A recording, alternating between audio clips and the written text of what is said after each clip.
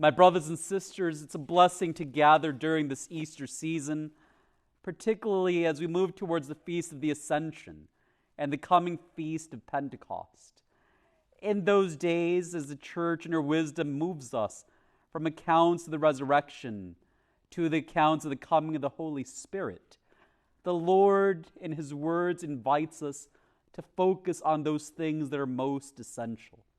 The first of these, as we heard this past Sunday, is love. But love must be paired with something of equal weight and importance, which is truth. As we say of Jesus, He is the truth, the way, and the life. In the Scriptures, there's a number of figures in conversation with Jesus or talking about Jesus who say things or who ask things that point to the light of who Jesus is. One of the most condemning questions, self-condemning questions of the Scriptures is put on the lips of Pontius Pilate, who, faced with Jesus, is asked, "What is truth?"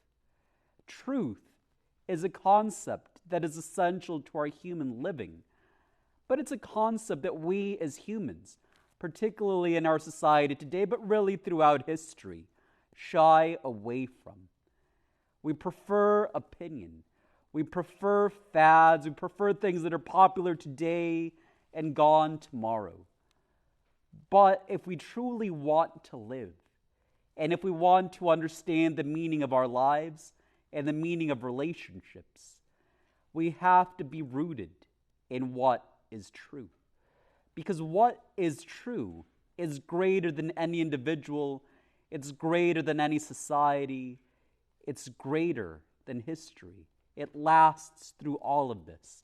Opinions and fads are here today, gone tomorrow. But truth endures. Truth is another way of participating in God's life, because truth is not created. It is given to us. It is discovered by us, in the very same way that love is not created. Rather, we begin to experience love through our relationship with God, and we experience love among ourselves to a greater degree as much as we discover God's love reflected in each of us. What is true of love is also true of the truth. In this gift God gives us, He allows us to grow beyond our understanding, to grow beyond our means, to reach to those depths of knowledge and understanding which seem at times out of our grasp. So truth as a gift is something that we respond to. How do we arrive at truth?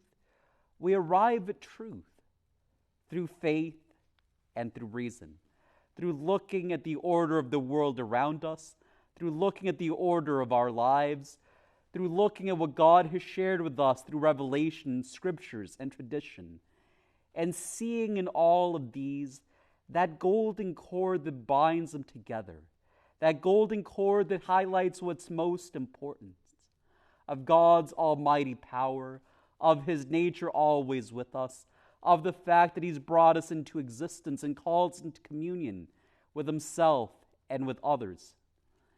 As we ground ourselves on these things that are greater than us, then we begin to grasp the true significance of our lives, not as something wayward and accidental, but as existence grounded in infinitely strong foundations that speak to us of our dignity, that speak to us of the mission we're called to in the unfolding of our lives, a mission that we don't have to scramble to figure out, but rather that serenely we live day to day, putting ourselves before the Lord, thanking Him for each gift He gives us, and asking for that deeper share of His Spirit and His wisdom to guide us through each of our actions and decisions.